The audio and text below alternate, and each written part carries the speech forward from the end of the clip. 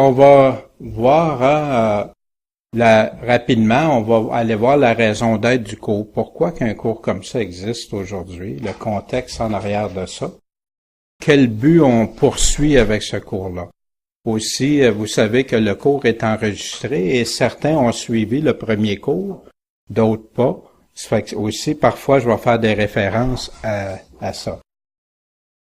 Les objectifs poursuivis, on va bien sûr avec l'écoute, la méditation, comprendre puis garder la parole, comme on va le voir.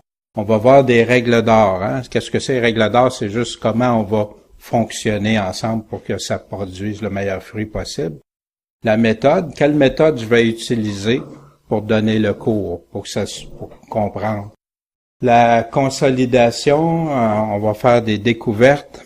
On va partir à l'aventure, une aventure bénie au travers de tout ça. Puis, qu'est-ce que ça va rapporter? Quels fruits on peut s'attendre dans ça? La raison d'être, la première, c'est connaître Jésus davantage.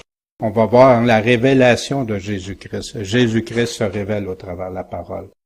Suivre ce que Jésus nous dit, puis l'obéir, bien sûr. On va regarder que l'Apocalypse a plein de passages qui nous exhortent à le suivre, à rester attachés, à persévérer, à être heureux.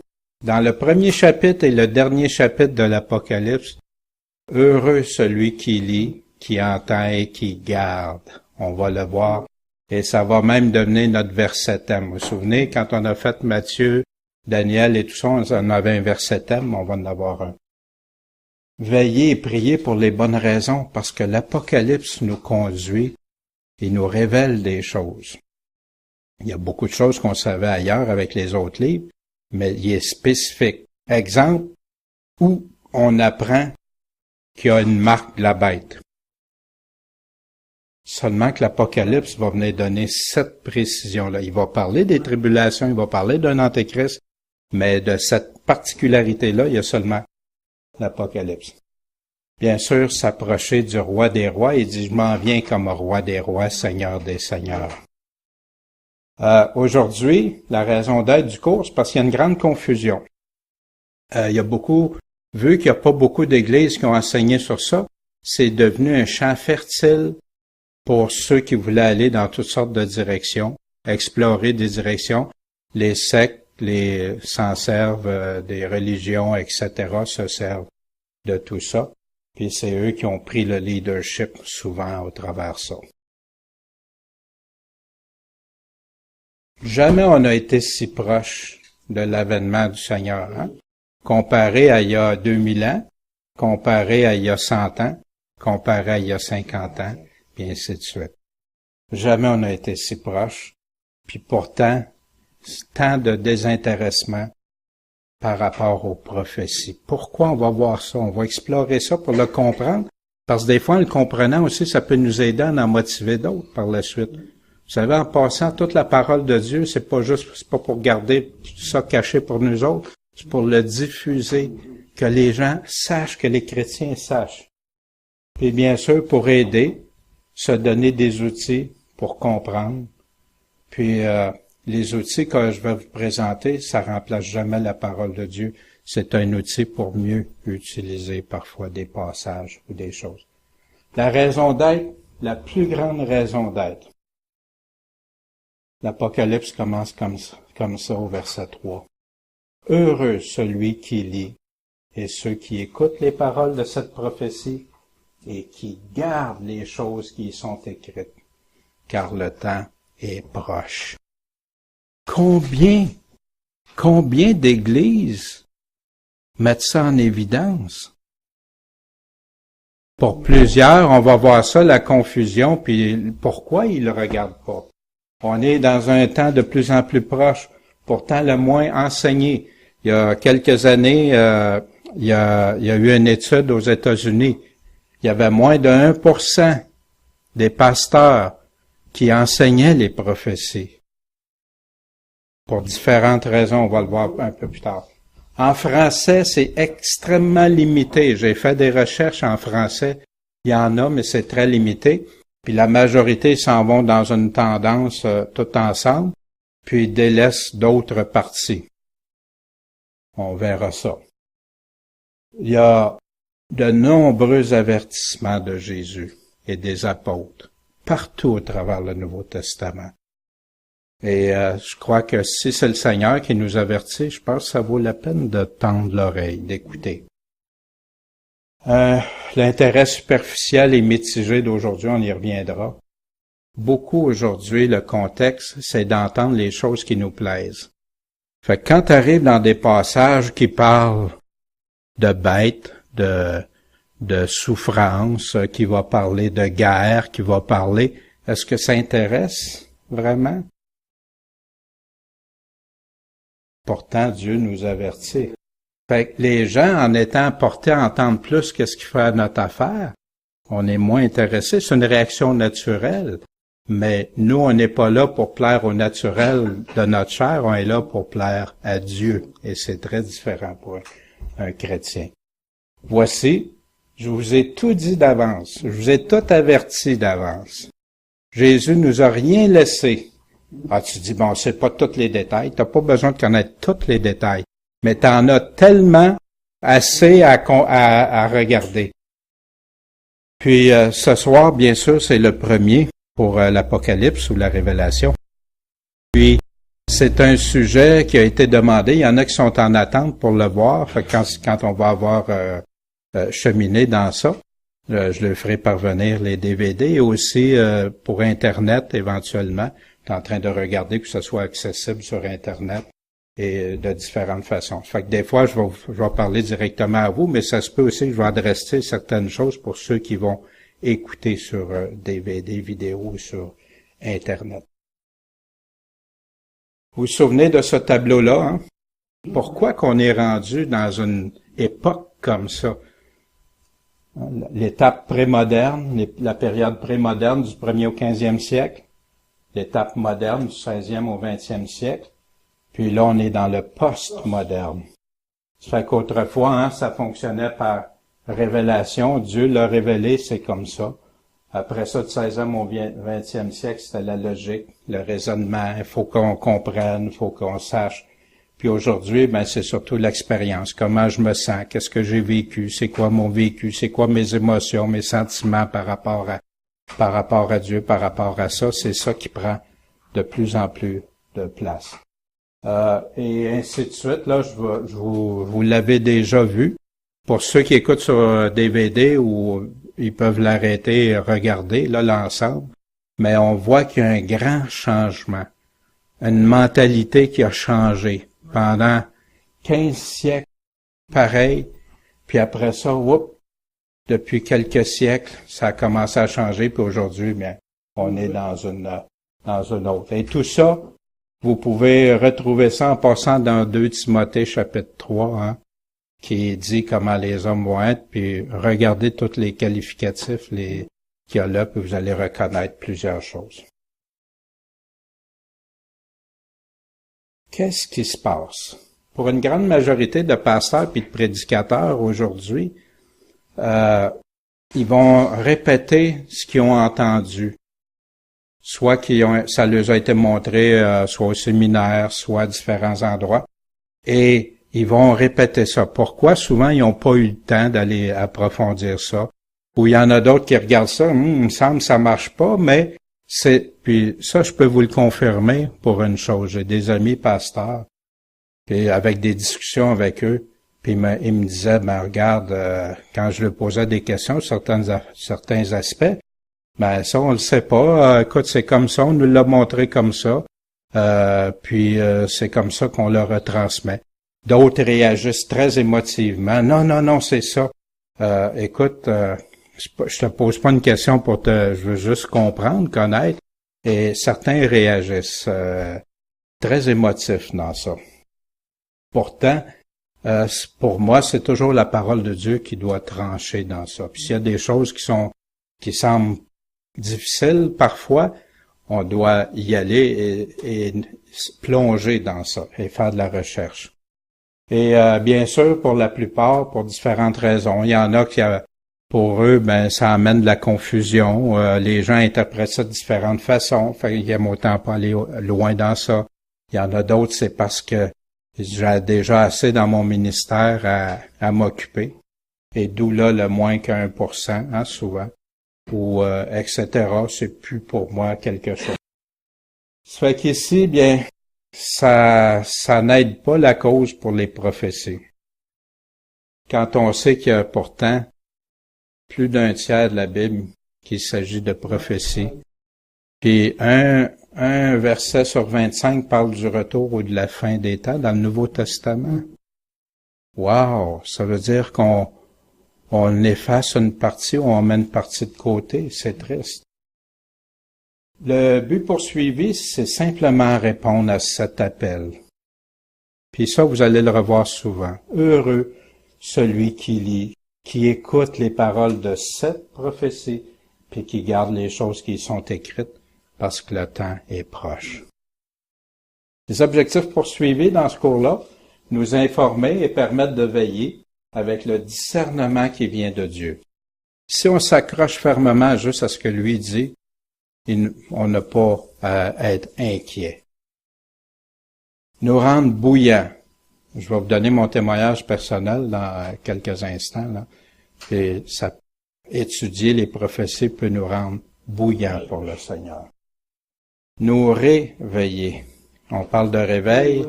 Pour moi, les prophéties en ont été un réveil.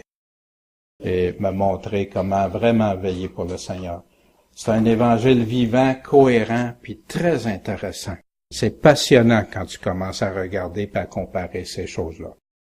Puis, c'est pour nous permettre aussi de se préparer, se fortifier, selon que Christ nous demande tout au long. Les règles de fonctionnement, oui, c'est un sujet émotif pour certains. On peut mettre Dieu et ce qu'il dit en premier, puis s'y soumettre. Qui est-ce qui a raison? Et ça va être tout au long du cours. Je vais revenir avec ça, avec ce que Dieu dit.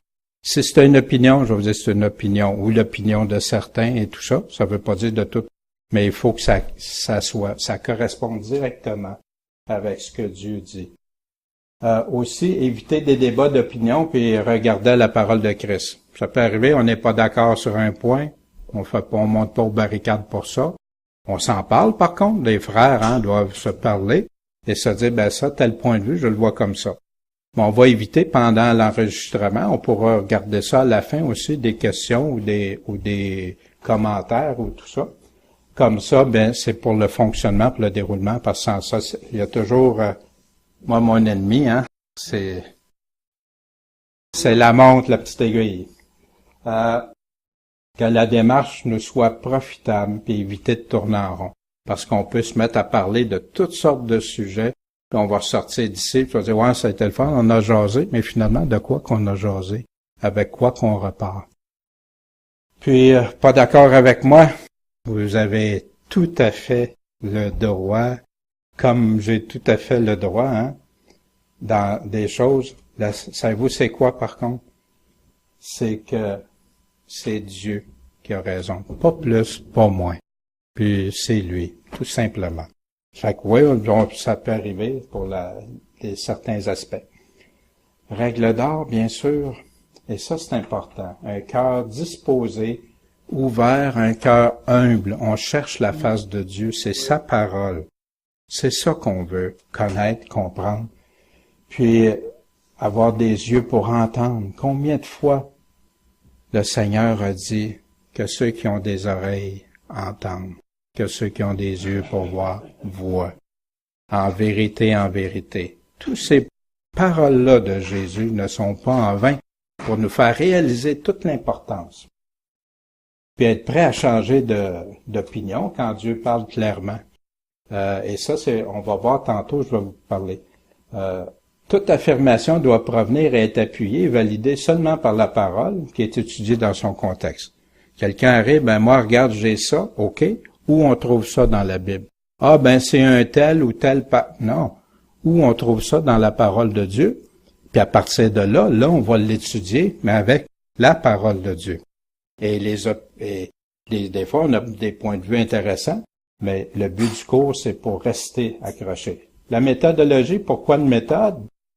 Ben, justement, pour éviter de sauter du coq à l'âne, puis de tourner en rond. La théorie s'est limitée à la parole, puis à la réflexion avec des questions clés. Questions clés, qui parle, qui dit ça, pour quand, à quelle époque, etc. Vous connaissez de quoi il est en train de parler, pourquoi il parle de ça, combien parfois, ou où, l'endroit peut être très déterminant. On pourra voir certaines théories, mais après, vers la fin du cours, pas avant, parce que ça peut même nous induire des fois dans des voies qu'on n'aimerait peut-être pas. Macro et le micro. Le macro, c'est regarder en grand, puis micro en petit. On va voir ça. Puis des questions versus des opinions. Hein. Si poser une question ou émettre une opinion, c'est deux choses. Puis on regardera ça au fur et à mesure. Puis les prophéties peuvent être intégrées au culte personnel. Quand vous étudiez dans l'Apocalypse ou dans d'autres passages, c'est quelque chose de très intéressant avec le Seigneur d'intégrer ça. Puis, on va utiliser de la cartographie, les endroits où je vais pouvoir vous montrer des cartes, je vais vous montrer des cartes, des outils, des tableaux comparatifs, des listes. Vous allez avoir des choses, si vous voulez aller plus loin, que vous pourrez.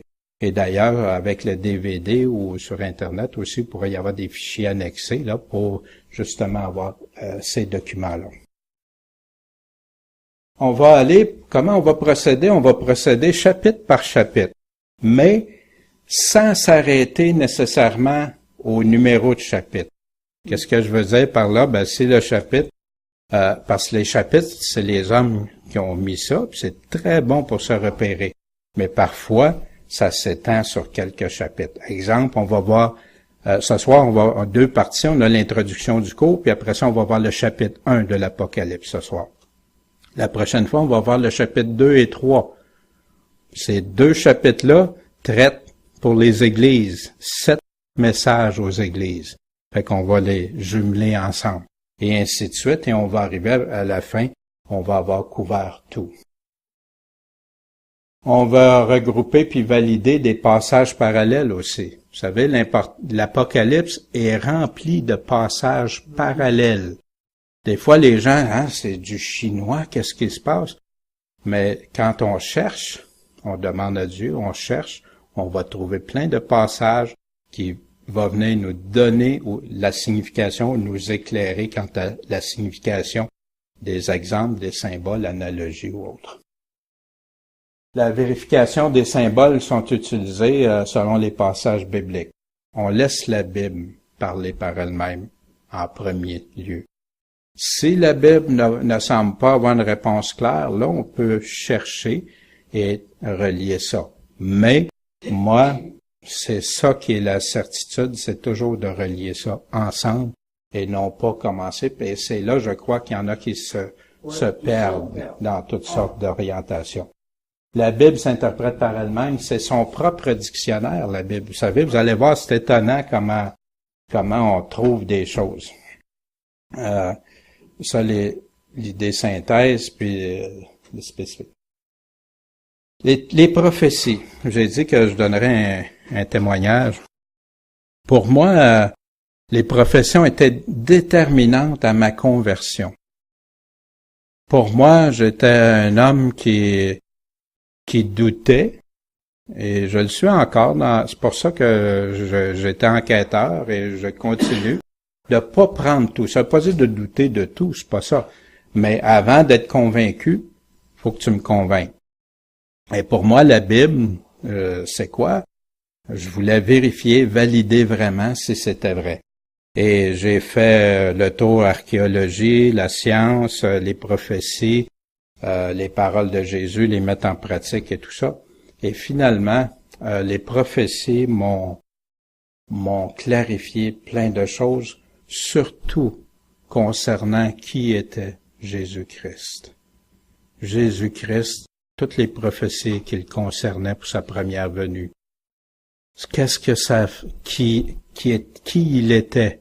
On l'appellera conseiller, Père éternel, etc. dans Ésaïe. Dieu Tout-Puissant, Prince de paix, etc. Et toutes ces prophéties qui se sont réalisées le jour de sa mort, ou autour de ça, une trentaine de prophéties, même qui seraient vendues pour 30 pièces d'argent, c'est aucun os brisé et tout ça, tout était détaillé. Je dis, wow, t'arrives avec quelques prophéties, tu dis, ouais, mais là, à tout cet ensemble-là, c'était impossible. Et ça m'a amené à la conversion, à la foi en Jésus-Christ, puis croire ce qu'il me disait. La Bible était authentique. Moi, ma première étape, il fallait que je croie. Je voulais adorer le vrai Dieu. J'avais demandé, Dieu, je sais que tu existes, je sais pas qui tu es, mais je veux adorer le vrai Dieu. Je veux pas arriver à la fin de mes jours puis me rendre compte que j'ai été trompé, que j'ai été séduit dans quelque chose. Je veux le véritable. Là, tu dis que c'est ta parole. Prouve-moi-le, Seigneur. Avec respect, j'étais pas arrogant, là, mais vraiment, sincèrement. Puis, Dieu a répondu, hein. Dieu est pas insensible à ces prières-là. Et ça a transformé vraiment. J'ai eu un intérêt après ça je lisais la Bible, les livres, des vidéos, tout ce qui était prophétie, je prenais ça. Ça fait une trentaine d'années passées. Puis j'ai continué avec ça, les prophéties, j'en dévorais. Mon premier, je m'en servais beaucoup pour l'évangélisation aussi, parce qu'on peut se servir beaucoup des prophéties, qu'est-ce qui se passe actuellement, qu'est-ce qui s'est passé avec Israël, qu'est-ce qui se passe avec Israël, qu'est-ce qui est arrivé avec Jésus-Christ. Puis même ma première prédication avait porté sur la marque de la bête. C'était il y a beaucoup d'années, en tout cas, je me vois encore.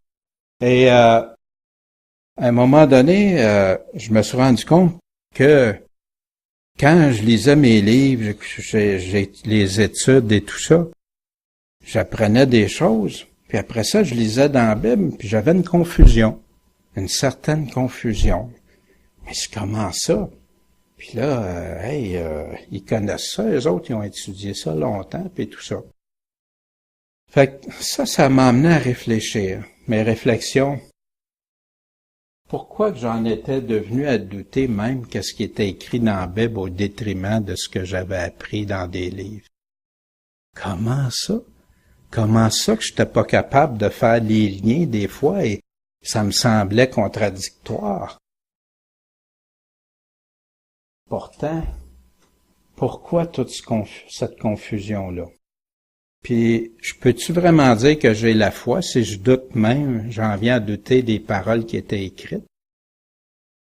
J'avais des questions à me poser. D'où ça vient? Comment ça se fait que c'est comme ça? Je lis, Seigneur, tu dis heureux celui qui lit, qui entend, qui garde. Mais je suis pas heureux pantoute, là, j'en suis en confusion. J'en suis malheureux.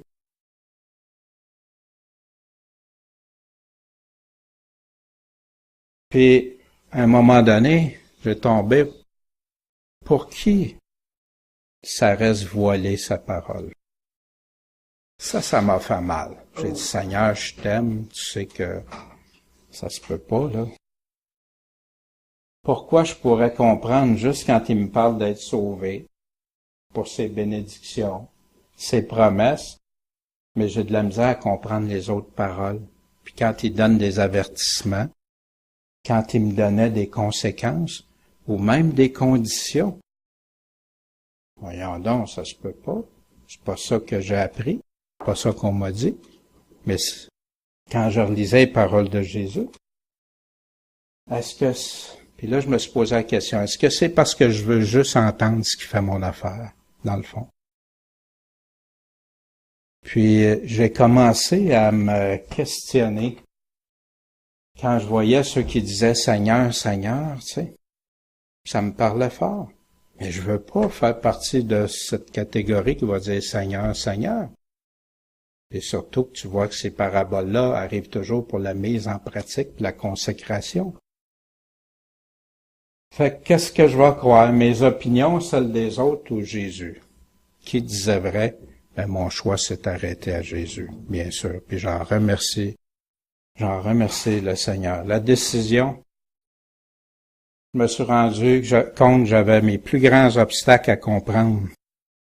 Pas juste les prophéties, mais des choses dans la parole de Dieu. C'était quoi? Mon plus grand ennemi, mes plus grands obstacles. C'était mes préconçus. Ce que j'avais déjà soit comme opinion, soit les enseignements ou les livres que j'avais lus, etc. Tout ça. Puis, j'ai dit, y aurait-tu quelque chose de plus vain que d'arriver à la fin de mes jours? Puis que je me suis laissé égarer. Wow! Pour ma part, j'ai tout mis de côté. Ça a été difficile, je vous le dis. Quand t'es depuis des années et des années que on t'a montré quelque chose, que tu as étudié quelque chose, que tu t'es appliqué à comprendre ça, puis à gérer ça, puis qu'après, tu lis, puis tout de suite t'arrives avec ton bagage. Non, Seigneur, s'il te plaît, ôte mes préconçus. Je veux juste entendre ta voix. Juste toi, Seigneur. Juste tes paroles qui sont écrites là, noir sur blanc. Et comme avec Samuel, cette phrase-là m'avait beaucoup touché. Parle, car ton serviteur écoute.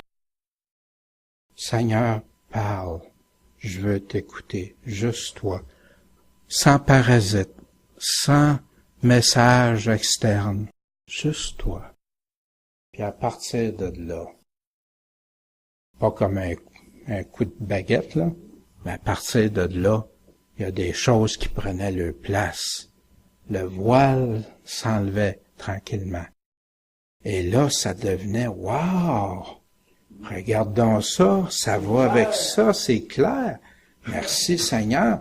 Puis là, ben, t'as des doutes, hein? Ben non, tout d'un coup que je me trompe. Tu recommences, tu retournes. Puis là, tu dis, Seigneur, là, je te fais confiance maintenant. C'est juste toi. Puis après, tu veux valider ça. Parce que là, tu te sens, coudonc, ça se peut pas que je comprendrais ça, puis un autre comprenne pas. Tu te mets en question, tu veux rester humble aussi devant Dieu. Puis là, le Seigneur permet que tu découvres plein d'hommes de Dieu qui ont un témoignage similaire, que quand ils sont arrêtés devant Dieu à un moment donné, qui ont été prêts à tout mettre ce qu'il y avait comme préconçu, comme opinion, comme préjugé, comme enseignement, puis écouter juste la parole, c'est drôle, on en arrive tous aux mêmes conclusions à des variantes près. Étrange. Puis en plus, quand tu regardes ça, puis tu commences à regarder ce que les anciens, à partir des pères apostoliques, avec aller même au 19e, 20e siècle, tu retrouves les mêmes choses. Tu te rends compte que c'est maintenant moderne qu'on est arrivé avec d'autres interprétations ou d'autres choses. Pour moi, en tout cas, ça a fait toute la différence. Puis ma consécration, depuis ce temps, ma consécration envers Dieu a été bénie, augmentée. Puis c'est ce que je souhaite à tous ceux qui cherchent la parole de Dieu, cherchent les prophéties. Puis je le sais, j'en connais d'entre vous, vous avez été bénis comme ça, vous avez reçu des paroles simplement en écoutant la parole de Dieu. Il y en a.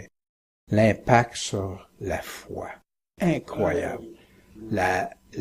L'assurance avec Dieu, la fermeté, l'assurance, en douceur toujours, pareil, je parle pas de fermeté non, ferme dans tes sentiments, ferme dans ce que le Seigneur dit, affermi, puis il n'y a rien, à part que si Dieu dirait, Daniel, c'est assez, il n'y a rien qui peut empêcher d'avoir confiance en Dieu, au contraire, toujours de plus en plus.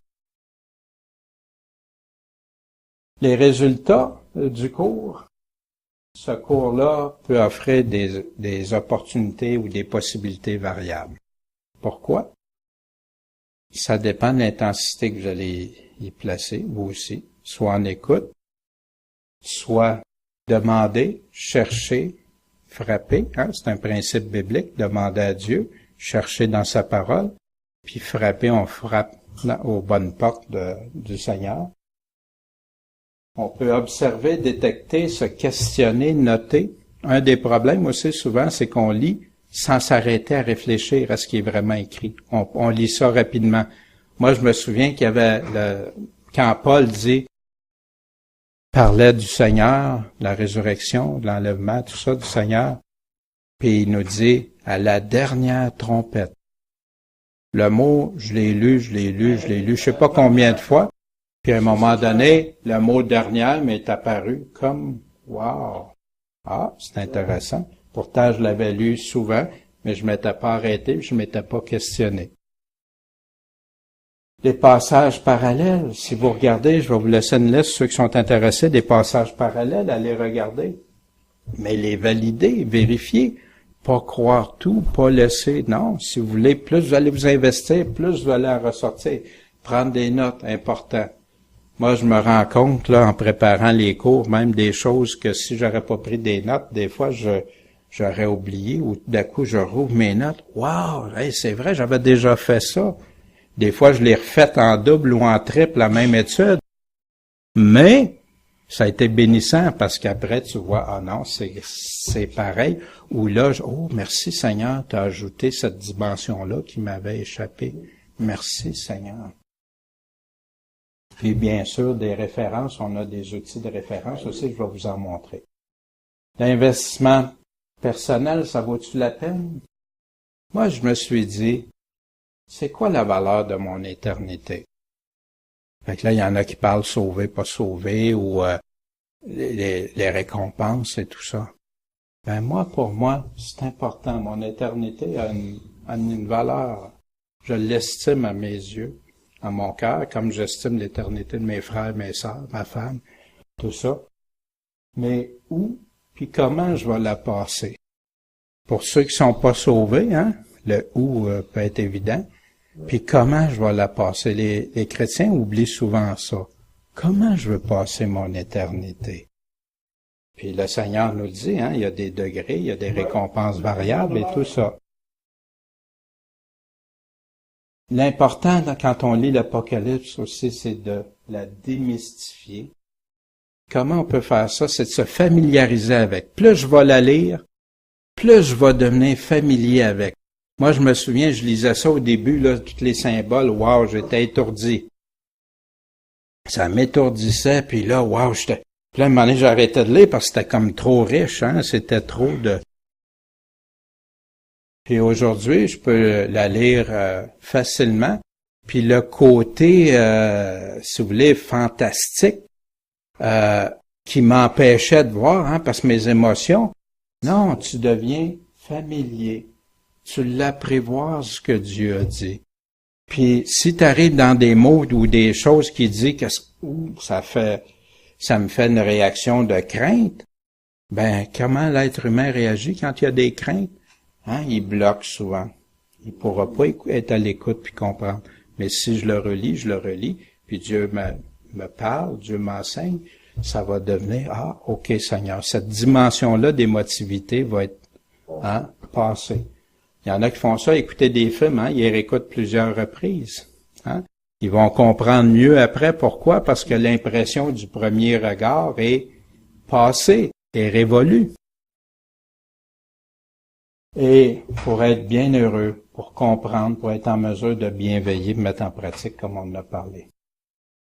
Puis avant chaque chapitre, je vous encourage à prier, à lire, prendre des notes, des questions. Moi, je fais ça dans ma Bible. Puis après chaque chapitre, je le relis. Puis je vérifie des passages parallèles, je renote. Tu dis, hey, c'est ben trop.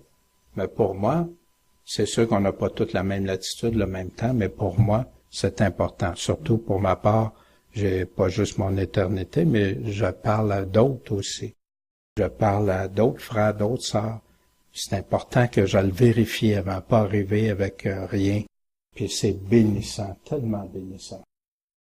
Puis il y a un principe, hein, que Dieu a établi. Plus j'investis, plus je vais récolter, puis plus je vais avoir de bénédictions. Et c'est un principe. Des outils. des Bibles avec version complète, avec des passages parallèles, c'est important quand on fait l'étude des prophéties. Il d'en avoir plusieurs avec des références.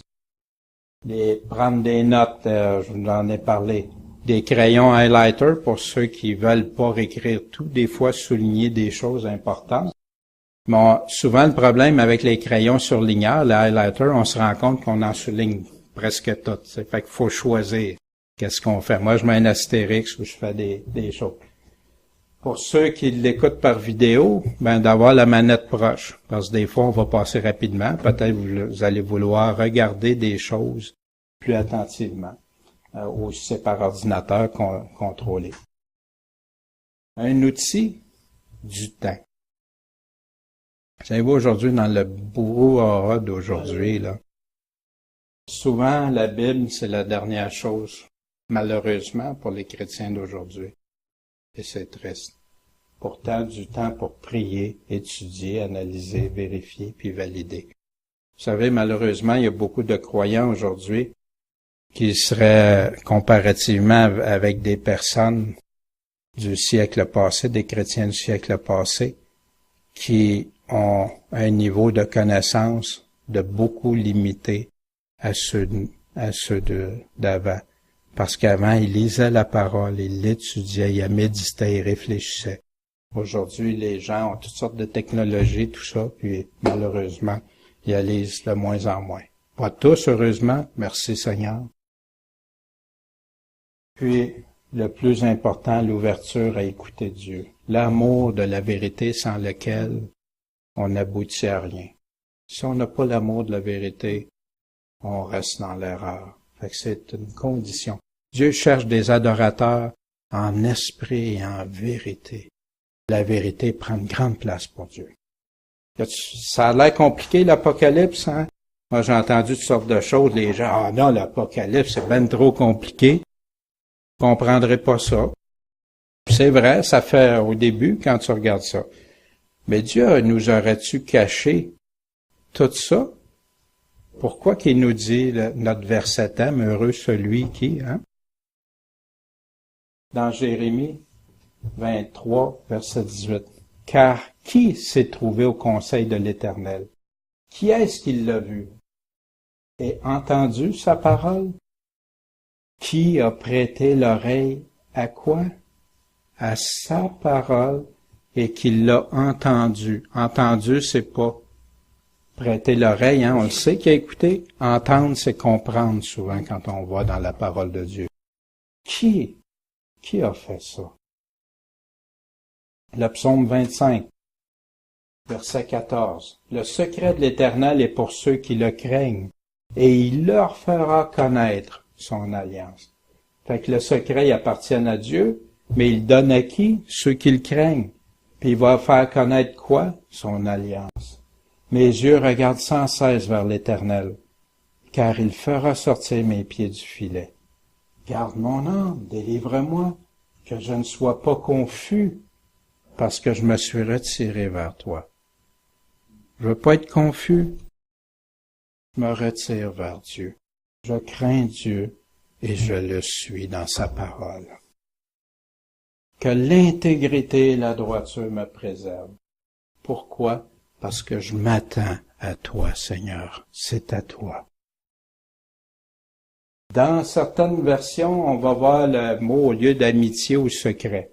Fait que ce que j'ai fait, j'ai sorti le Strong. Hein. Le Strong, en passant, c'est un dictionnaire biblique, mais juste des mots bibliques.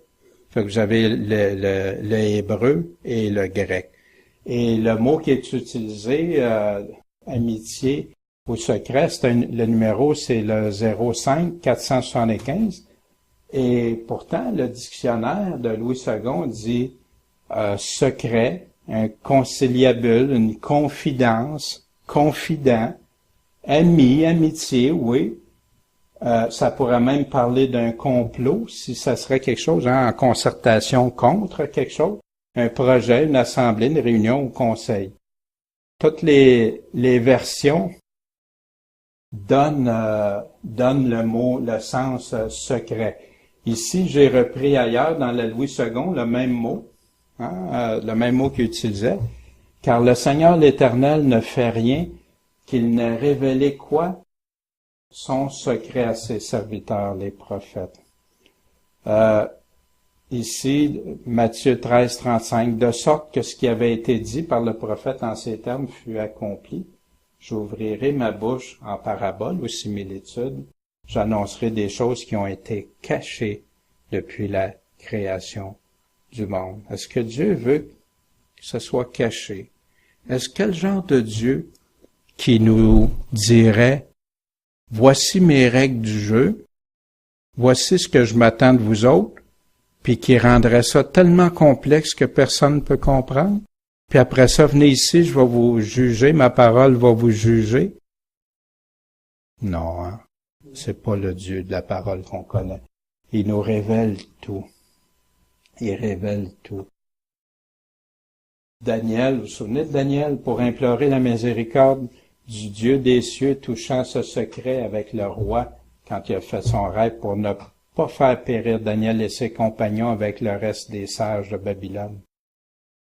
Ils se sont mis à prier, ils ont jeûné. Alors le secret fut révélé à Daniel dans une vision pendant la nuit. Puis Daniel bénit le Dieu des cieux. Et il a donné gloire à Dieu. C'est à Dieu qui a remis la gloire de ça. Fait que Dieu peut-tu révéler même ce qui est caché? Ben oui, la prière, s'humilier devant Dieu. Puis dans ce cas-là, même leur vie est en danger. Mais ils ont été humbles devant Dieu et Dieu s'est révélé, a donné. C'est lui qui révèle les choses profondes et cachées dans Daniel 2, 22.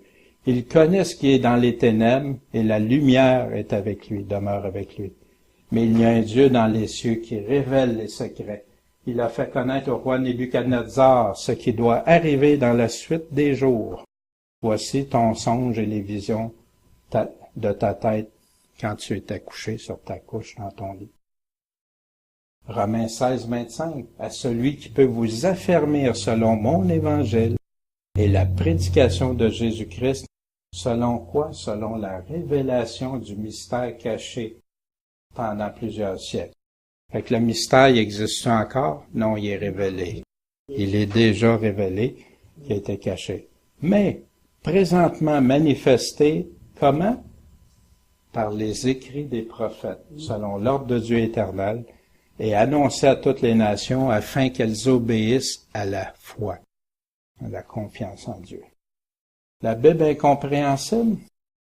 Dans Luc, chapitre 10, 21, en ce même instant, Jésus se réjouit en esprit et dit, « Je te loue, ô Père, Seigneur du ciel et de la terre, de ce que tu as caché ces choses aux sages, aux intelligents, aux grands théologiens, aux grands érudits, et que tu les as révélés à qui? À tes petits-enfants.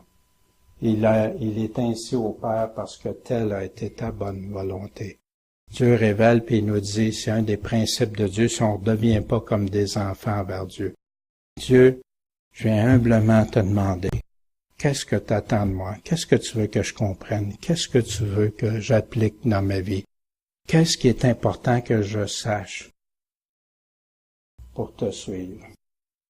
C'est important, toute écriture est divinement inspirée. Elle est utile pour enseigner, pour laisser passer tout, non, convaincre, pour corriger. Qu'est-ce qui est corrigé aujourd'hui? On n'entend presque plus ça. Et pour instruire selon la justice, dans la justice, afin que l'homme de Dieu soit accompli et parfaitement instruit pour toute bonne œuvre, les bonnes œuvres de Dieu. Pas parce qu'on va être sauvé par nos œuvres, parce qu'on accomplit les œuvres que Dieu a préparées d'avance pour nous. C'est important, l'Écriture, celui qui me rejette ne reçoit pas mes paroles. Comment tu peux rejeter Jésus? Écoute pas ses paroles. Il a son juge. La parole que j'ai annoncée, c'est elle qu'il jugera au dernier jour. Fait que, quand quelqu'un vous dit quelque chose par rapport à Dieu, par rapport à Jésus, c'est dans sa parole qu'on va trouver les vraies réponses. La seule autorité, point final. Quand je commence l'Apocalypse, ou même certains passages, hein, c'est difficile, c'est ombragé, je vois pas trop, je continue, je demande à Dieu, je demande à Dieu, et là, finalement, ça devient clair et limpide. Et c'est un des principes avec Dieu, c'est de sa parole. Qui croire? Les livres, les enseignements, mes opinions? Oui, je peux y croire aux livres, aux enseignements, mes opinions, seulement à une condition. Qu'elles soient conformes à la parole de Dieu, sans rien ajouter, enlever, modifier ou être en simple contradiction. Et ça, vous le savez, quand quelqu'un, tu dis, voici ce qui est écrit dans la parole de Dieu, Jésus nous a dit ça. Oui, mais, dimanche passé, d'ailleurs, quelqu'un, non, ça se peut pas. Il y a la loi puis l'amour, c'est l'amour. J'ai dit, c'est parce que j'ai un problème, parce que ce que tu appelles la loi, c'est les paroles de Jésus. C'est Jésus qui le dit. Je peux-tu dire que Jésus, il dit ça, mais au nom de l'amour, je peux effacer ses paroles? Wow, je peux mettre, dans le fond, les gens réalisent pas. Je suis en train de contredire Jésus, puis j'utilise en plus l'amour pour ça. Wow! D'où peut et doit provenir toute croyance? La foi vient de ce qu'on entend, et ce qu'on entend vient de la parole de Dieu. Une étude inductive ou déductive, vous vous souvenez, on a vu ça dans le cours, comment lire, étudier la parole de Dieu. On va avoir inductif, c'est la Bible qui va répondre par elle-même à la Bible, avec les autres passages, à harmoniser avec tout l'ensemble de la Bible, ce qui est dit dans sa lettre au complet, etc. Dans le déductif, c'est des déductions, des opinions. Fait que dans la Bible, j'ai la vérité, la Bible, basée sur la vérité pure, ça donne le roc solide. Mon opinion, plus la Bible, plus l'erreur, plus des opinions qui sont pas dans la parole de Dieu, c'est ça bâtir sur le sable. C'est ça que Jésus nous dit que la ruine a été grande après, parce qu'en plus, ils ne la mettent pas en pratique. Fait ici, tous ces éléments-là, tout ce que je rajoute de la vérité, de la parole de Dieu, peut me conduire en erreur puis sur le sable. Si on aurait juste notre Bible, est-ce qu'on pourrait écouter? Mettons qu'on est sur une île déserte, là, puis tout ce qui nous reste, c'est une Bible. Comment on ferait? Qu'est-ce qu'on ferait? Pas d'enseignement, pas de prédication, pas d'émission, pas d'MP3 avec la musique, pas rien. Juste la parole de Dieu. Savez-vous que c'est comme ça que les chrétiens ont survécu à travers les siècles? Puis qu'ils étaient prêts à donner leur vie pour Dieu. Ils étaient prêts à tout, à lui obéir en tout, à être consacrés à lui.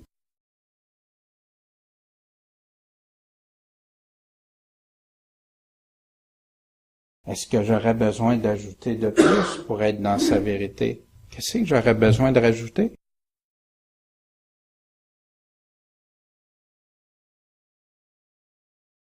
Ce que je crois, est-ce que ça provient seulement de ces paroles? Et je sais que je répète ça. Est-ce que les hommes peuvent se tromper et tromper? Oui. Le Nouveau Testament est rempli de ça, d'avertissements pour ça. C'est pour ça qu'on doit tous être prudents à partir de nous-mêmes, de vérifier tout ce qu'on lit, ce qu'on entend de la parole de Dieu. Est-ce que c'est ça, Dieu? Est-ce que c'est vraiment ça que tu es en train de me dire ou si c'est moi qui interprète ça et tout ça? Puis beaucoup de gens, quand je donnais le cours justement comment étudier la parole de Dieu, il y a une personne qui vient me voir puis elle me dit après un des cours, elle dit, tu sais, elle dit, j'ai beaucoup de misère quand je lis la Bible, là, je comprends plus, c'est de la confusion.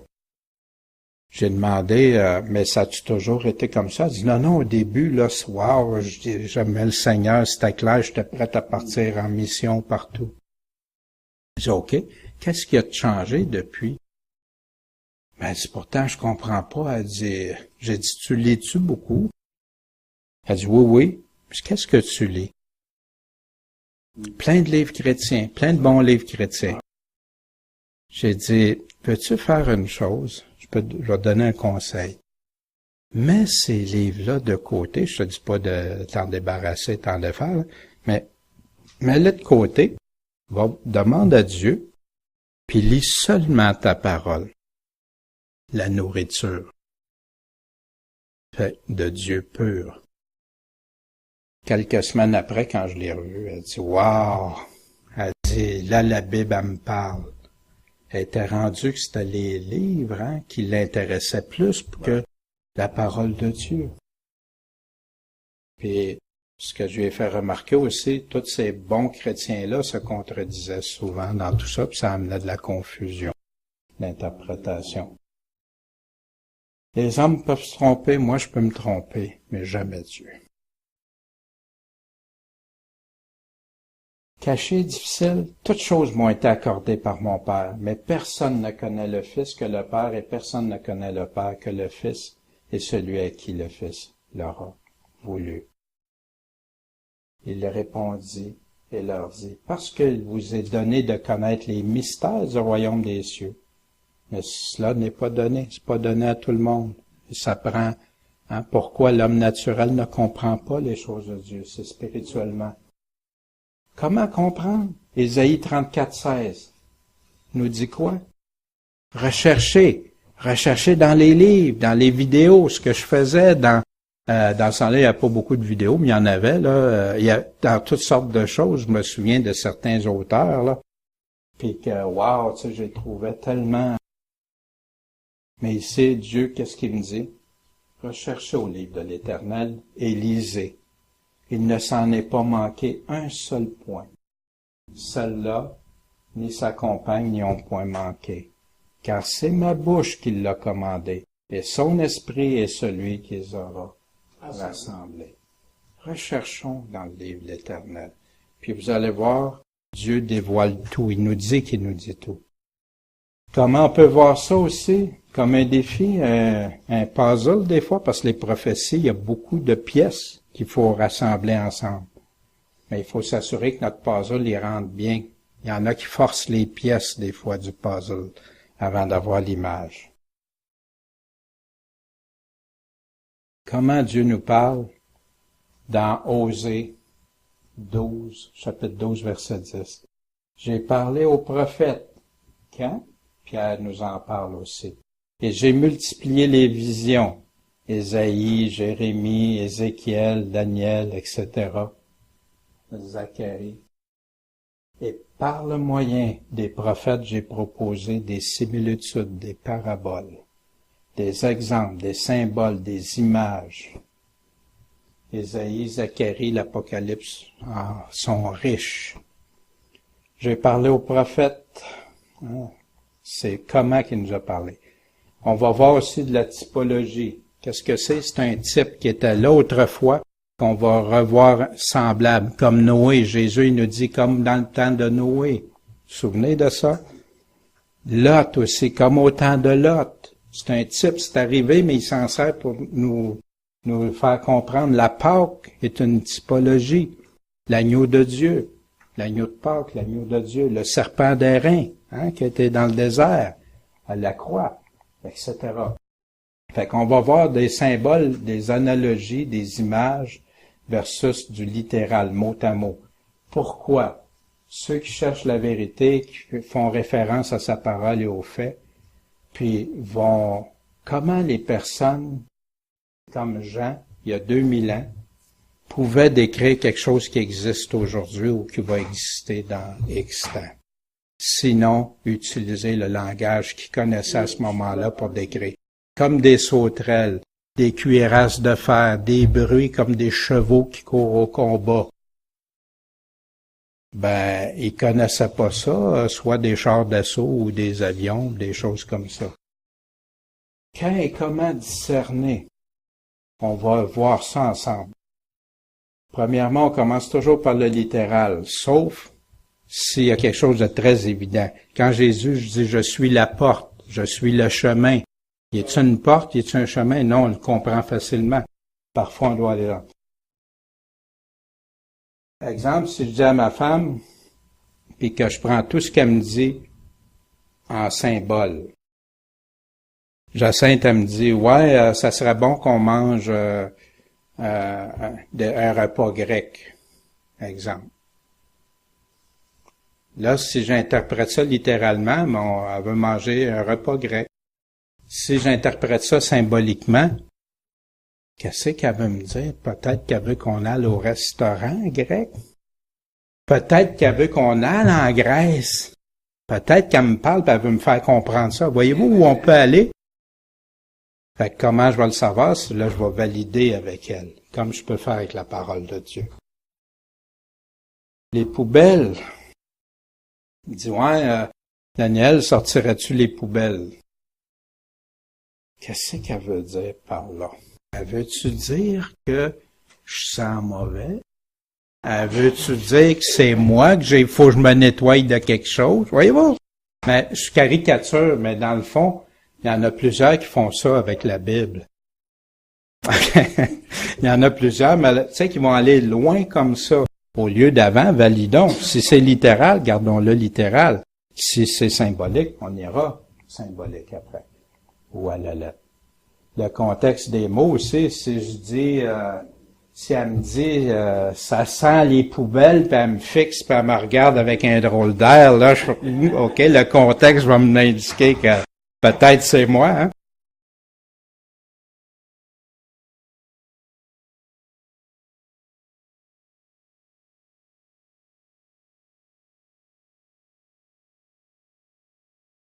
Les choses cachées appartiennent à l'Éternel notre Dieu.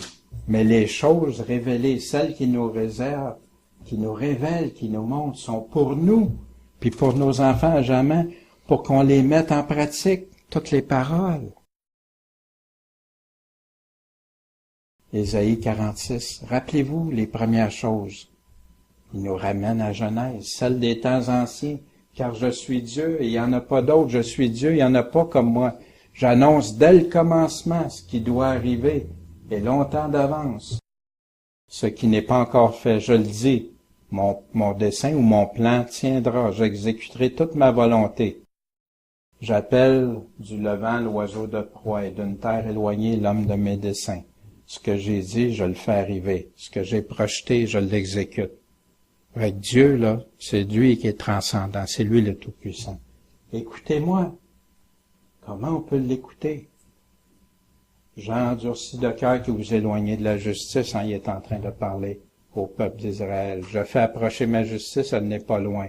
Mon salut ne tardera pas. Les choses anciennes, les premières choses qui s'est passé, Noé, Dieu l'avait-tu dit pour Noé? Lot, etc. Tout ça avait été décrit. Les réactions à certaines prophéties, je dois en parler. Des fois, ça nous semble doux, mais des fois, ça nous semble amer. Dur à prendre des fois. Même Ésaïe a été bouleversé quand Dieu l'a informé. Daniel en a été malade. Il est resté malade dans son lit plusieurs jours. Jérémie était tout à l'envers. Une gamme d'émotions, des fois, qu'on passe au travers. Moi, j'étais obligé, des fois, d'arrêter. C'était trop, là. Trop riche. Ça peut nous empêcher de voir, de transmettre et d'avertir. Non, on doit le faire. Pourquoi? Parce que Dieu l'a dit. Des réactions que j'ai apprises ça dans mon travail, puis je l'enseignais aussi quand j'enseignais à des personnes face à des situations inhabituelles ou de crise, ou quand les personnes ont peur à l'inconnu, ou ça dépasse leur capacité ou leur compréhension. Une des façons de réagir, les personnes peuvent faire du déni. Non, ça se peut pas. Je lis quelque chose, non, ça se peut pas. Tout de suite, qu'il y ait des tribulations, non, ça se peut pas pour moi. Je peux refuser, rejeter, c'est pas vrai, c'est impossible. Un autre, Ah non, c'est ben trop gros. C'est pas réel, c'est comme d'un rêve. Ça vous est déjà arrivé, ça? Vous viviez une situation bien difficile, puis on dirait que t'es comme d'un rêve, ça se peut pas, c'est irréel. C'est un mécanisme de défense, de protection, ça. L'idéalisation. Quand il arrive des catastrophes majeures, là, les personnes se cherchent des héros. Hein, ils vont se trouver des héros, puis là, c'est la personne qui a tout fait pour eux autres. Ou eux autres même deviennent les héros, ou ils veulent se voir comme des héros. Ça peut faire aussi de la polarisation. Pourquoi je vous parle de ça en passant? Parce que c'est ça qui arrive des fois même avec les prophéties. Quand la personne ou arrive à quelqu'un puis parle-y de l'Évangile, puis elle veut pas y croire, ou non, ça se peut pas que Dieu m'aime, exemple, ou ça se peut pas qu'il y ait telle chose. La polarisation des positions extrêmes. Ça, combien de fois vous pouvez vivre ça? Vous parlez à quelqu'un qui a une religion, qui a une dénomination, qui a quelque chose, tu lui parles la parole de Dieu, puis sa religion, elle la faisait même pas. Mais tout d'un coup, parce que tu parles de ça, tout à coup, elle s'en va tout de suite à l'autre extrême, puis elle polarise, parce que là, elle se sent menacée, c'est de l'inconnu, c'est des choses comme ça. Il y en a qui réagissent, c'est un défi, ils vont combattre, attaquer. Il y en a qui vont rechercher des coupables ou des raisons, des motifs. Hein. Il arrive un événement, un accident majeur. Tout le monde cherche s'il y a un coupable, y a-t-il quelque chose, c'est la faute à qui, pourquoi c'est arrivé. Et il y en a qui vont abandonner. C'est de l'inconnu, ils vont abandonner, ça les dépasse, leur compréhension, ils vont fuir ou baisser les bras. Les chrétiens ont fait ça, souvent baisser les bras. Fuir, en passant, ça peut être bon. Des fois, tu dois fuir, là. Tu restes pas là quand c'est dangereux. Puis ce qui est le plus commun comme réaction,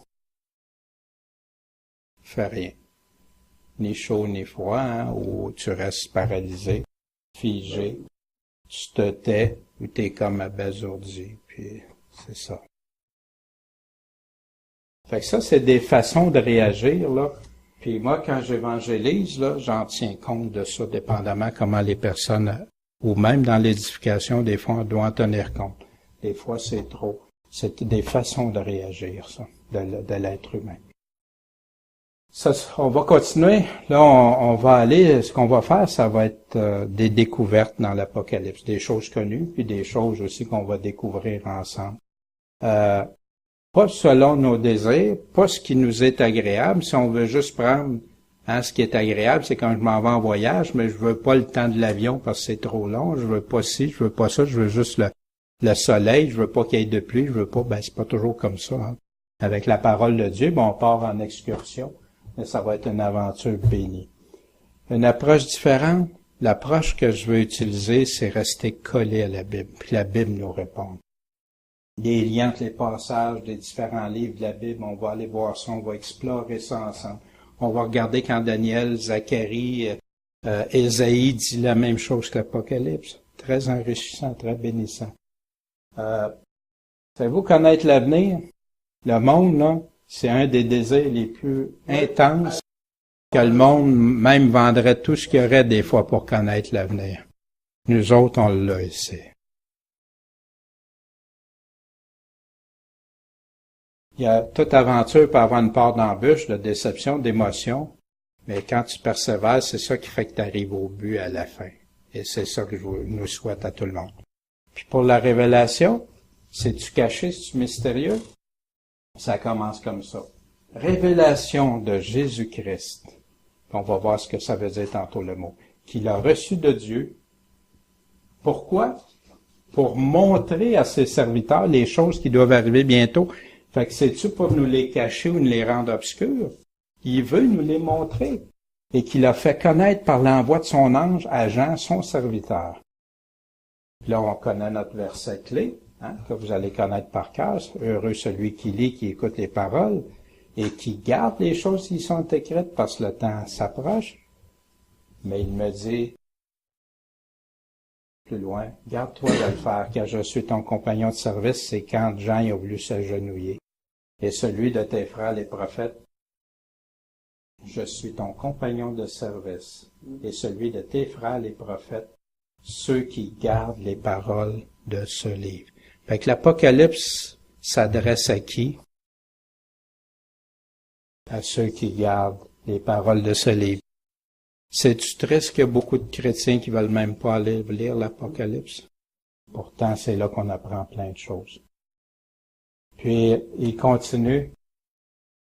Ne scelle pas les paroles, ne cache pas les paroles de la prophétie de ce livre. Fait que Dieu veut vraiment pas que ce soit caché. Il veut que ce soit ouvert, car le temps est proche. Le livre de la Révélation, le but, Révélation, Apocalypse, Apocalypse veut dire révélation, on va le voir bientôt. Le but principal, c'est de révéler Jésus-Christ. Encourager les chrétiens à persévérer, donner espoir aux chrétiens, spécialement durant les périodes de persécution et de souffrance. Puis combien de nos frères, nos sœurs ont vécu ça au travers des siècles, puis qu'elle a trouvé de l'encouragement dans l'Apocalypse.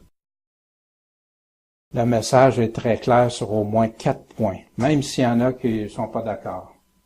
1. Christ revient en toute puissance. Personne ne peut nier ça quand il lit l'Apocalypse. 2. Les puissances du mal sont perdues devant le retour de Christ. 3. Dieu promet un futur merveilleux pour les vainqueurs qui se confient en Christ. Et il dit à toutes les fois, à celui qui vaincra, à celui qui vaincra.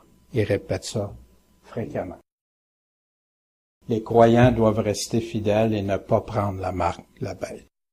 Ça, c'est clair. Personne ne conteste ça.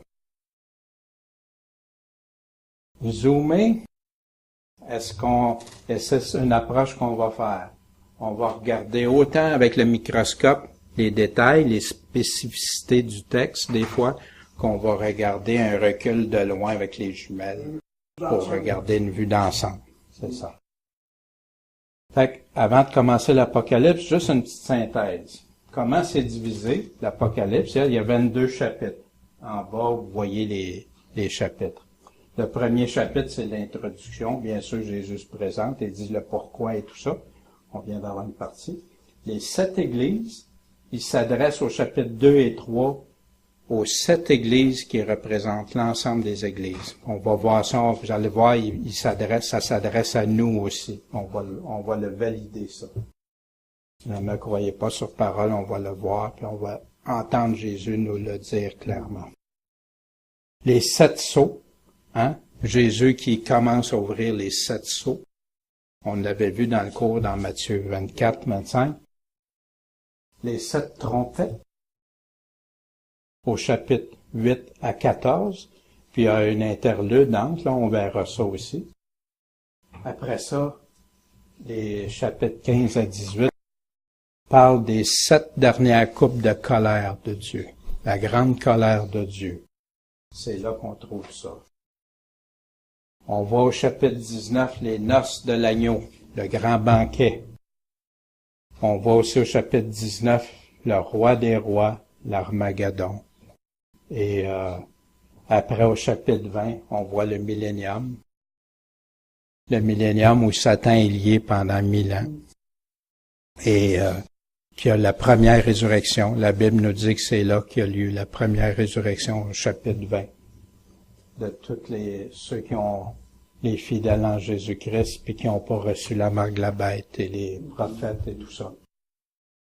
Chapitre 20 aussi, Satan qui est relâché au bout des 1000 ans pour aller séduire les nations.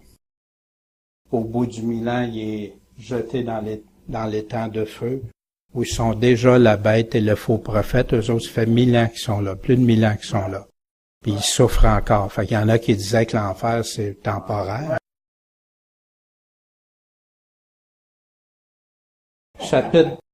Le chapitre 21, fin 21, 20, 21. La terre et le ciel qu'on connaît s'enfuient. Il y a le grand trône blanc, le jugement final, le grand trône où tous les morts là sont ressuscités, la deuxième résurrection. Et, bien sûr, le chapitre 22, où sont les avertissements et les promesses. Et ça, on va voir ça ensemble. Fait que ça, ici, ça vous donne une synthèse de ce que l'Apocalypse dit. On va voir des sujets qu'on va revenir. C'est pas tout le temps toujours il y a une chronologie, mais on va voir, exemple, au chapitre 14 puis au chapitre 19, il y a des affaires qui se recroisent, qui revient. Comme on a vu dans Daniel aussi. Si vous vous souvenez de Daniel, on avait vu les chapitres 8, 9, 11 et 12 qui répétaient les mêmes choses. L'Apocalypse, exemple, une synthèse, ça c'est pas la finale, là, on va le voir. L'introduction, les églises, Jésus et le livre, le rouleau, les 7 sceaux, les 7 trompettes, c'est une autre façon, les 7 coupes, la chute de Babylone. Ça, en passant, ça faisait l'Armageddon, le retour de Christ, la première résurrection, les 1000 ans, le jugement, les nouveaux cieux, nouvelle terre, nouvelle Jérusalem, puis l'éternité. Ça, c'est une synthèse de l'Apocalypse. Ça va? Maintenant, on commence la deuxième partie vraiment dans le vif du sujet. C'est là qu'on commence l'Apocalypse, chapitre 1. La révélation de Jésus-Christ que Dieu lui a donnée pour découvrir à ses serviteurs les choses qui doivent arriver bientôt et qui les a fait connaître en les envoyant par son ange, par son ange à Jean. Fait que Dieu l'a donné à Jésus, Jésus le donne à son ange, puis l'ange le donne à Jean. Révélation. On entend l'Apocalypse ou Révélation. Qu'est-ce que c'est? C'est exactement le même mot, Apocalypsis.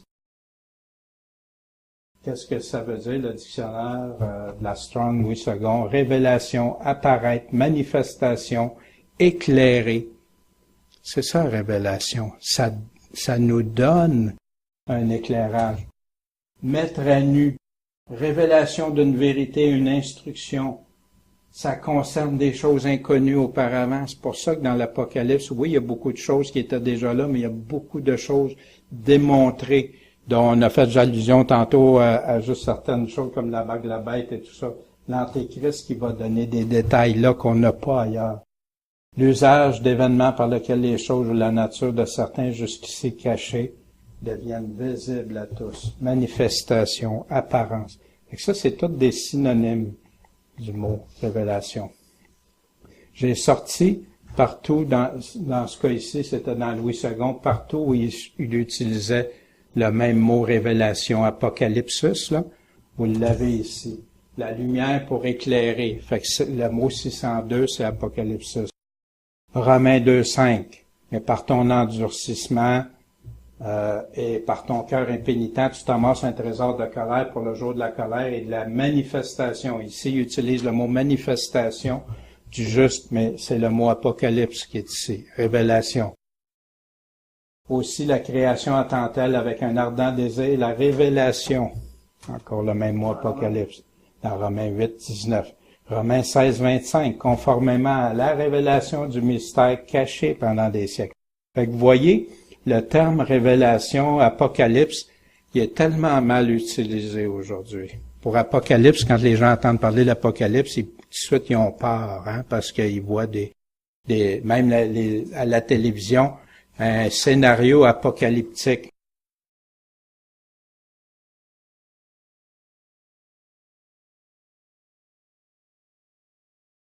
Puis, je vais continuer, je les ai mis là, mais ceux qui veulent les regarder plus tard sur vidéo, ou je l'ai aussi en note, là, mais juste vous montrer plein d'endroits, puis que c'est vraiment un dévoilement, la révélation de Jésus-Christ. Il nous dévoile des choses. En passant, Jésus-Christ, la même chose, le Seigneur Jésus apparaîtra du ciel avec les anges. C'est Révélation, Apocalypse qui est là. Ici, dans Pierre, lorsque Jésus-Christ apparaîtra, Apocalypse. Et en tout cas, il en parle à plusieurs endroits. Ça fait qu'ici, l'Apocalypse, c'est quand Jésus se révèle. En passant, Jésus il est venu la première fois comme un Messie souffrant. Quand il va revenir, c'est comme un roi des rois, Seigneur des seigneurs. Et plus dans le même contexte. Il va juger tous. Lequel a rapporté la parole de Dieu et le témoignage de Jésus-Christ et tout ce qu'il a vu. Heureux, si on connaît ce passage-là. Et on retrouve ça, ceux qui gardent les paroles dans Luc 11, 28 aussi, Jésus nous dit quoi? Il nous dit, heureux ceux qui gardent et qui mettent en pratique les paroles de Dieu. C'est un passage parallèle à ça qui dit la même chose, puis que là, il est plus spécifique ici. Bientôt. Quand il dit « viens bientôt », qu'est-ce que c'est? J'ai encore là fait une recherche avec le numéro Strong du dictionnaire, le numéro 5034, qui dit promptement, bientôt, sous peu, promptitude, vivacité, vitesse, rapidité. Quand je lis la parole de Dieu, des fois, je dis, mais Seigneur, pourquoi tu dis je viens bientôt, puis ça fait 2000 ans? Mais quand tu regardes le sens aussi, le sens dit comme soudainement, rapidement.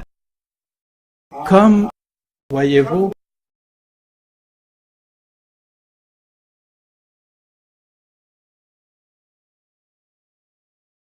c'est pour ça que je vous montre des textes, pour juste vous montrer, mais ça on peut faire, je ferai pas ça avec tout, là, mais juste pour vous montrer des fois dans la compréhension, quand la Bible s'interprète par elle-même. Dans Luc 18, 8, je vous dis, il leur fera bientôt, promptement justice. C'est le même mot, voyez-vous. Mais quand le Fils de l'homme viendra, trouvera-t-il encore de la foi sur la terre? Puis ici, la même chose, quand l'ange dit à Pierre, hein, lève-toi promptement, lève-toi bientôt, non, lève-toi promptement, vite, rapide. C'est comme et la même chose, puis ça continue comme ça dans plusieurs autres passages avec les mêmes mots. Hein. La même chose quand il finit l'Apocalypse, dans le dernier chapitre, pour montrer à ses serviteurs les choses qui doivent arriver bientôt. Hein. Encore le même mot, ici qui est là. Maintenant, dans le chapitre 1, verset 4, Jean, aux 7 églises qui sont en Asie, Jean était dans l'île de Patmos. Les églises sont proches, je vous montrerai ça quand on va étudier les 7 églises. Là, il y a la carte. La carte, où on va voir ça, les 7 églises où ils sont. La grâce et la paix vous soient données de qui? De la part de celui qui est, qui était et qui sera. C'est qui ça? Ici, dans Exode 3.14, hein? Je suis. C'est là qu'il dit je suis. Pour ça qui est, qui était et qui sera. Le seul qui peut dire je suis. Et de la part des, c'est pour ça que les pharisiens voulaient le lyncher, là. Et de la part des 7 esprits qui sont devant son trône, et de la part de Jésus-Christ. Ah, voyez-vous? Là, ça nous précise, il parlait du Père, mais de Jésus-Christ. Ça ne veut pas dire que c'est comme séparé. Ils sont ensemble. On sait que et de la part de Jésus-Christ, le témoin fidèle, le premier-né d'entre les morts et le prince des rois de la terre. Fait qui était mort le premier, puis qui est ressuscité le premier, sinon Jésus. On parle de la vraie résurrection, là, avec le corps transformé. À celui qui nous a aimés, qui nous a lavé de nos péchés par son sang, puis qui nous a fait roi et sacrificateur de Dieu son Père. À lui soit la gloire, la force au siècle des siècles. Verset 7, un verset central du chapitre 1 puis de l'Apocalypse. Voici, il vient sur les nuées, et tout œil le verra, même ceux qui l'ont percé, et toutes les tribus de la terre se frapperont la poitrine devant lui. Oui, Amen. Allons voir dans Daniel, chapitre 7, verset 13. Quelqu'un pourrait nous lire Daniel, chapitre 7, verset 13?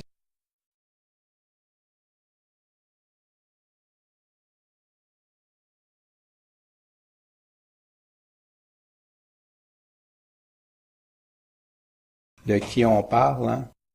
De Jésus-Christ. Vous vous souvenez dans Daniel, l'ancien des jours, c'est Dieu le Père, qui vient. Dans Matthieu 26, 64, quelqu'un pourrait nous lire Matthieu 26, 64?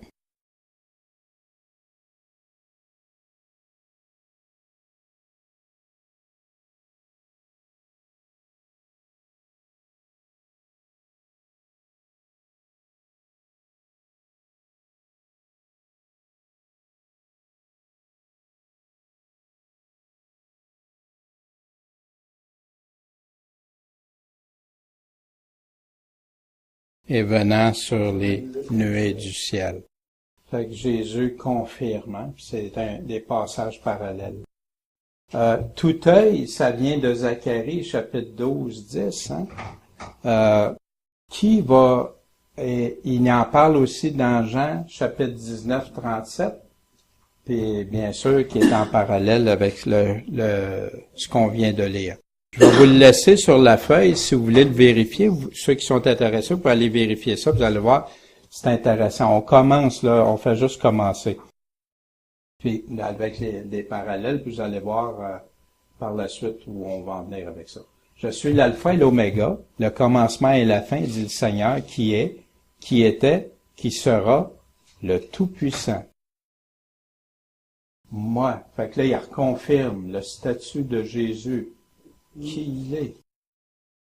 Moi, Jean, votre frère, et qui est part avec vous à la tribulation et au règne, et à la patience, aux persévérances de Jésus-Christ. J'étais dans l'île appelée Patmos. Pourquoi? Pour la parole de Dieu, pour le témoignage de Jésus-Christ. Les chrétiens s'entendent tous au début du siècle, en tout cas les écrits avec Jean. Il a été emprisonné par l'empereur, puis il a été envoyé sur une île déserte. Aujourd'hui, c'est une très belle île touristique, Patmos, mais dans ce temps-là, c'était des travaux forcés. Puis il envoyait, fait que Jean était là. Fait qu'il avait part à tribulation, puis au règne et à la persévérance pour Jésus-Christ.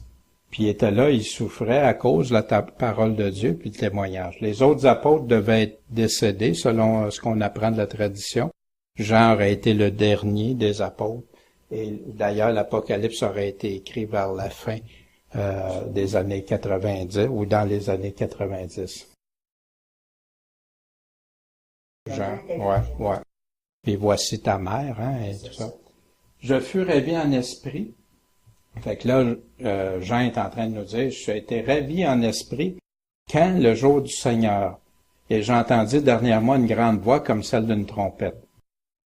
Ravi en esprit, vous souvenez-vous de Paul qui disait la même chose aussi? Paul a été ravi en esprit, il dit, je sais pas, il dit au troisième ciel, c'est ça, puis tout ça, puis il a vu. Ça fait qu'ici, parfois, il y a certaines Bibles qui vont dire le jour du Seigneur, le jour du dimanche. Mais non, le jour du Seigneur, c'est le jour de l'Éternel, quand tu regardes. C'est ça. Ça, c'est parce que l'auteur, lui, eux autres, quand ils comprenaient le jour du Seigneur, il y avait, voyez-vous, un préconçu, ce que ça peut amener, une idée préconçue. Le jour du Seigneur, c'est le dimanche. Voyez-vous? Une erreur.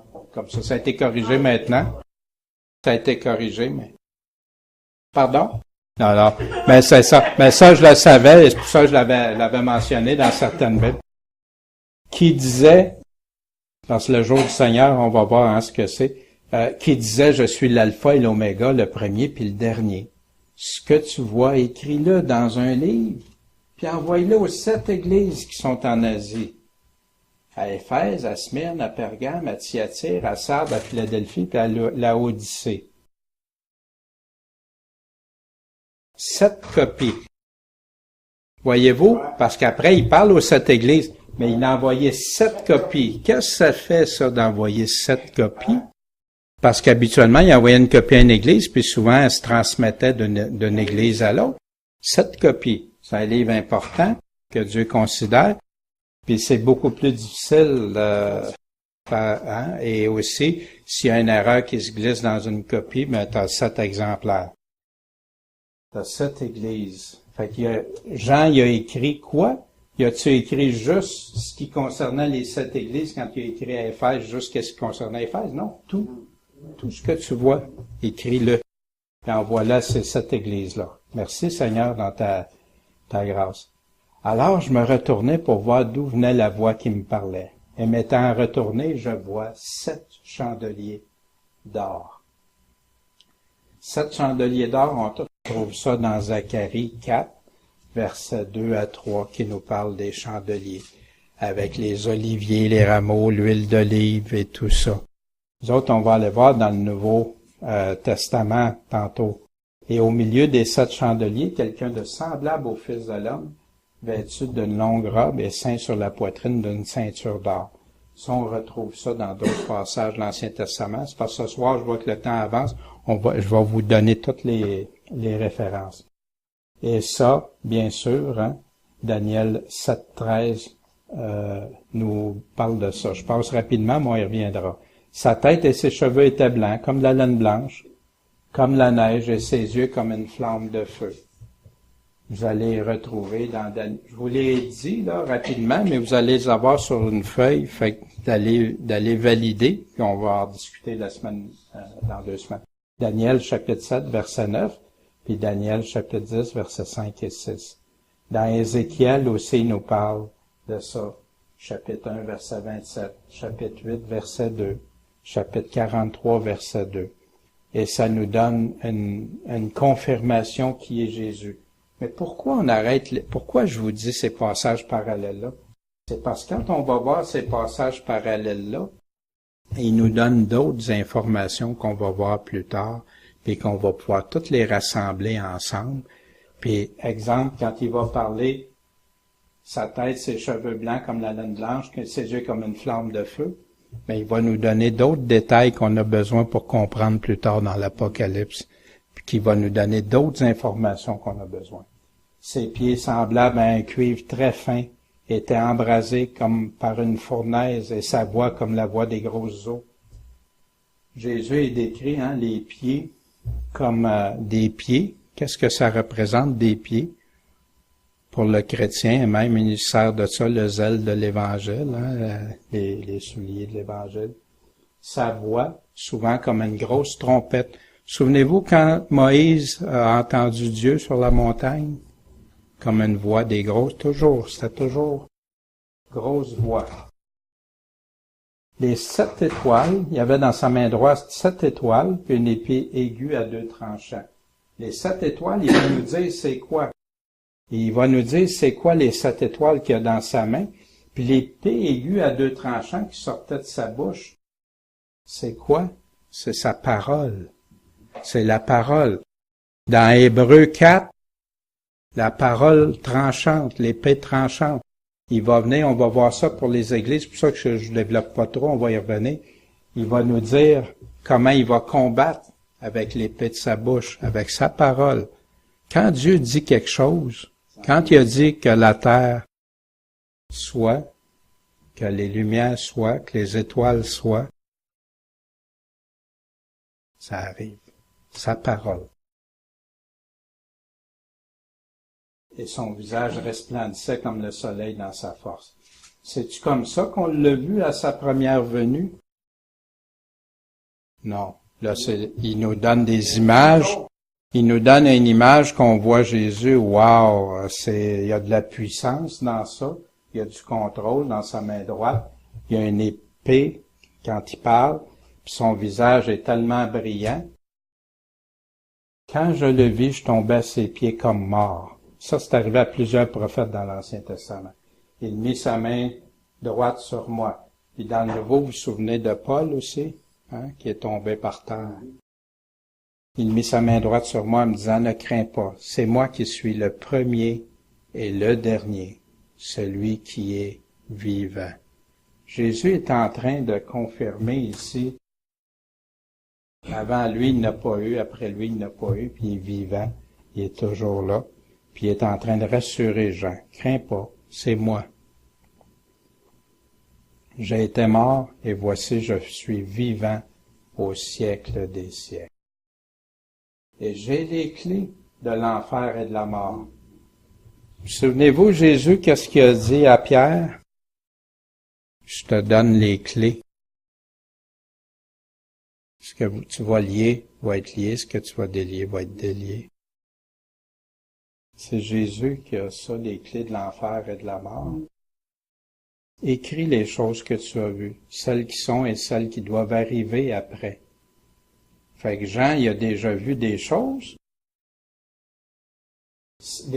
qui sont, puis d'autres qui vont arriver après. Fait qu'il touche à 3 aspects.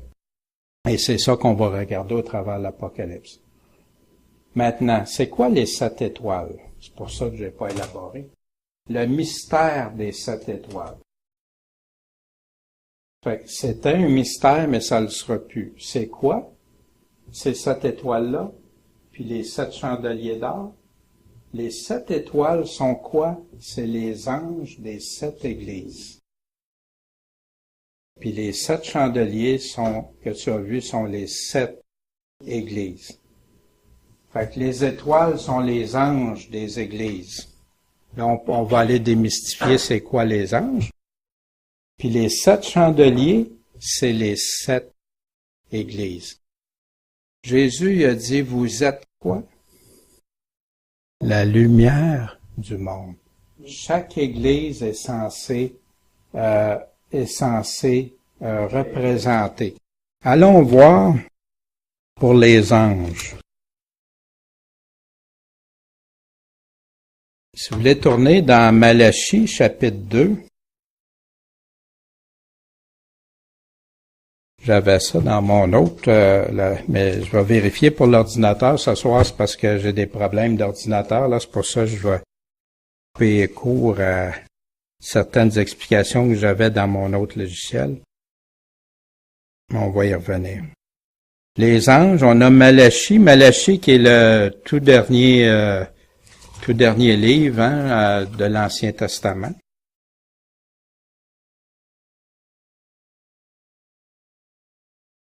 Le chapitre 2, verset 7.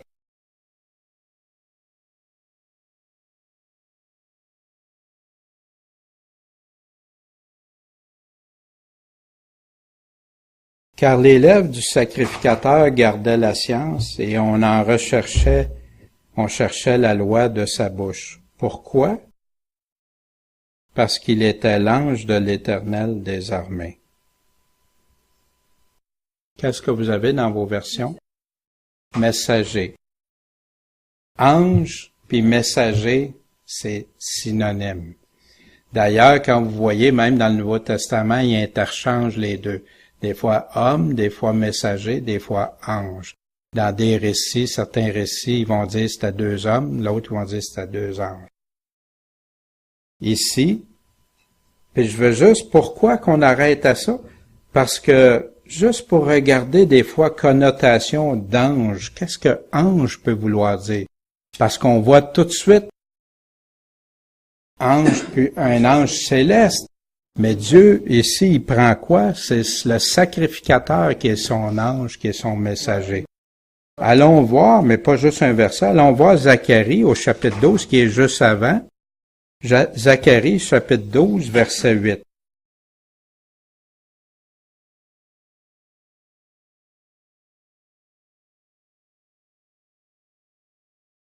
Ici, en ce temps-là, l'Éternel sera le protecteur des habitants de Jérusalem. Le plus faible d'entre eux sera en ce temps-là comme David. Et la maison de David sera comme quoi?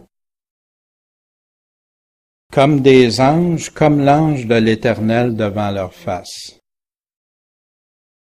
Fait que les serviteurs de la maison de David vont être comme des anges. Voyez-vous? Fait que ange, allons voir Galates, chapitre 4.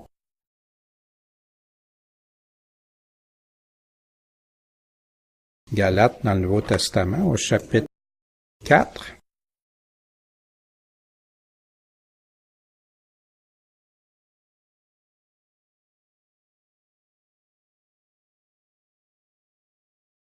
J'ai pris Galates 4, verset 14.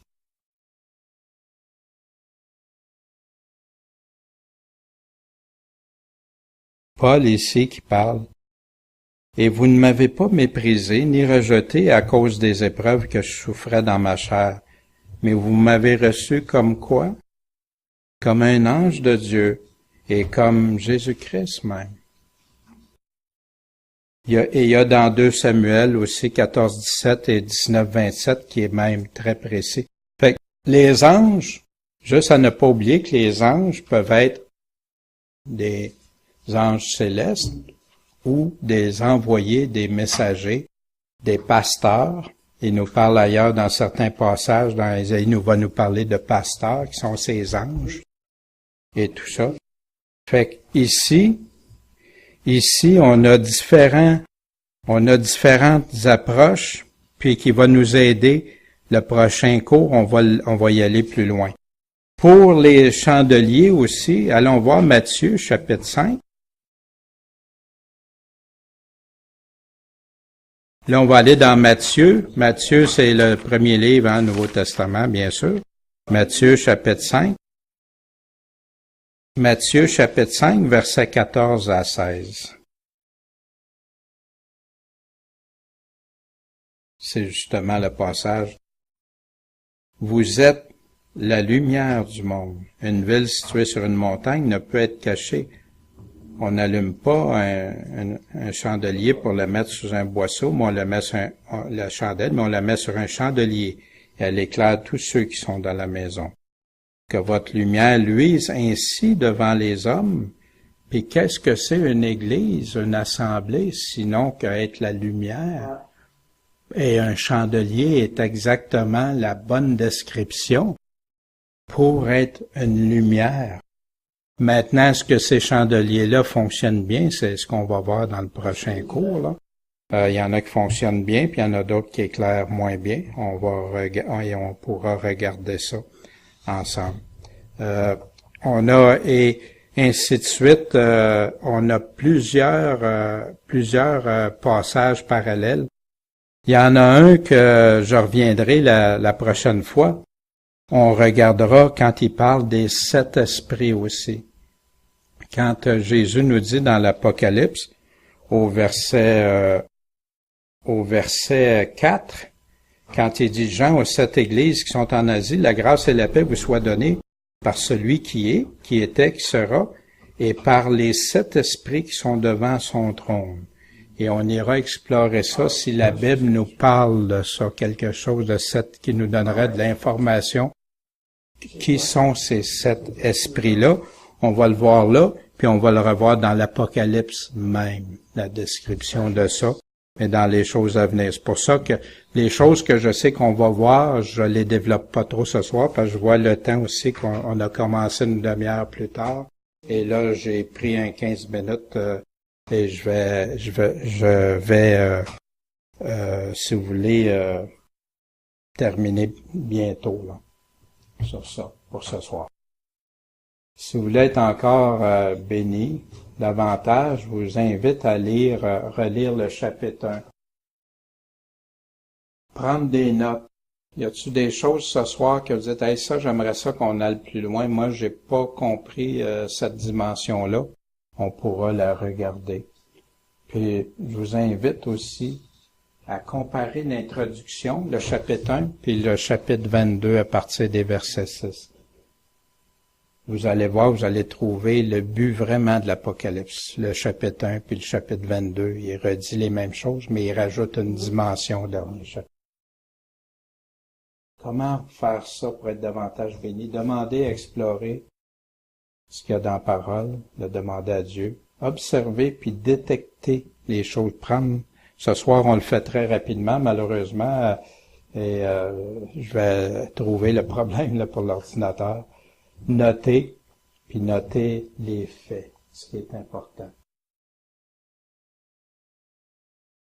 Si je peux vous inviter à faire ça avant qu'on se revoie, puis vous allez voir comment c'est bénissant de savoir les paroles que Jésus dit, celles qu'il redit, puis pourquoi il est redit à la fin du chapitre 22. Ici, c'est la feuille que je vous disais, que ce soir on n'a pas eu le temps d'aller voir toutes les, malheureusement. Ici, c'est les passages parallèles. Au verset 3, les parallèles, on en a vu quelques-uns, mais on ne les a pas tous vus. Si vous en voyez d'autres, si vous en connaissez d'autres, ça serait intéressant de les noter, ceux que vous connaissez, puis d'aller voir, explorer, comme il y en a qui vont peut-être attirer votre attention. Vous n'êtes pas obligé de toutes les faire, mais ceux qui vous captent votre intérêt, vous avez un outil ici pour aller voir, pour essayer. La prochaine, je vais faire une révision de ça, mais je vais y aller plus concis avec les outils aussi que je vais avoir de l'ordinateur pour vous le montrer. Pour le reste, après, on va aller voir qu'est-ce que c'est les étoiles, les anges, on va continuer ça avec les 7 églises. Et les 7 églises vont nous donner beaucoup d'informations sur qu'est-ce que Jésus attend de nous. Qu'est-ce que Jésus attend de ces églises? Comment Jésus voit ces églises et qu'est-ce qu'il voit de positif, qu'est-ce qu'il voit selon les bonnes œuvres que Dieu demande, puis celles qui ne sont pas. Puis, dans une perspective pour nous encourager à le suivre en persévérant. Ça va pour ce soir? OK. Ben, je vous remercie beaucoup de votre attention.